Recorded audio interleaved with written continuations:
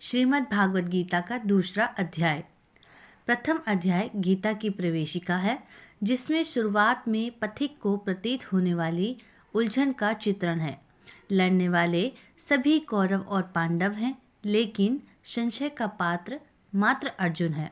अनुराग ही अर्जुन है। इष्ट के अनुरूप राग ही पथिक को क्षेत्र क्षेत्रज्ञ के संघर्ष के लिए प्रेरित करता है। अनुराग आरंभिक स्तर है। अनुराग में धर्म, नियम, सत्संग भाव सभी विद्यमान होते हैं। अनुराग के प्रथम चरण में पारिवारिक मोह बाधक बनता है।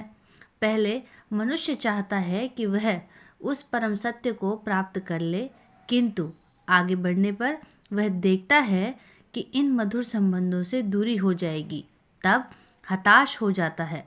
वह पहले से जो कुछ धर्म कर्म मानकर करता था, उतने में ही संतोष करने लगता है। अपने मोह की पुष्टि के लिए वह प्रचलित रूढ़ियों का प्रमाण भी प्रस्तुत करता है, जैसा कि अर्जुन ने किया।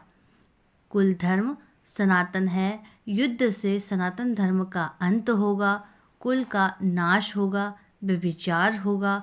यह अर्जुन का उत्तर नहीं था, बल्कि सद्गुरु के सानिध्य से पूर्व अपनाई गई एक कुरीति मात्र थी।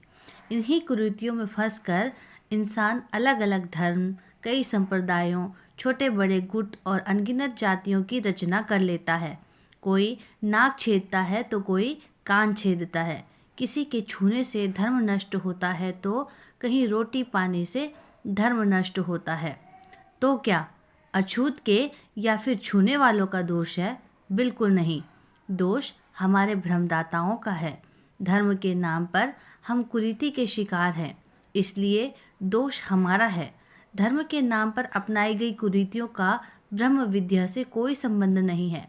संप्रदाय और कुरीतियाँ पहले भी थीं, आज भी हैं, ठीक इसी प्रकार कृष्ण काल में भी थीं। इनमें से कुछ कुरीतियों का शिकार अर्जुन भी था।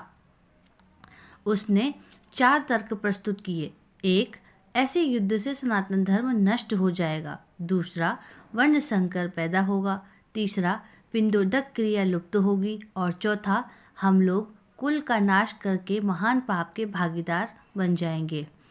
अर्जुन ने सामाजिक रीतियों और अपने अनुभवों को जोड़कर बहुत से ऐसी बातें कहीं जो उसकी दृष्टि में ज्ञान से भरी और सही थी।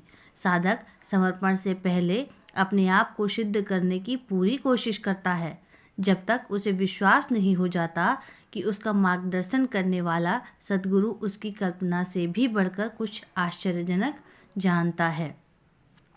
जिस युद्ध में अर्जुन को विषाद हुआ और श्री कृष्ण उसका मार्गदर्शन करते हैं, वो महाभारत हर युग में हर मनुष्य के अंदर होता है। महाभारत वास्तव में एक अर्जुन रूपी आत्मा का संघर्ष है, जिसे कृष्ण रूपी सद्गुरु मार्गदर्शन देते हैं। दूसरे अध्याय में हम भागवत गीता के उस महान ज्ञान का अध्ययन करेंगे जो विषाद से भरे, आशा और उम्मीद से हारे हुए हर कमजोर व्यक्ति के लिए ऊर्जा का स्रोत है। तो चलिए हमारे आने वाले नए संक्षिप्त यानी कि शॉर्ट वीडियोस में समझते हैं श्री कृष्ण कैसे अर्जुन के माध्यम से संपूर्ण मानव जीवन का कल्याण करने वाला ज्ञान कहते हैं। तो जुड़े रहिए हमारे साथ सत्य सनातन ज्ञान के इस चैनल पर। वीडियो देखने के लिए आप सभी का बहुत बहुत धन्यवाद।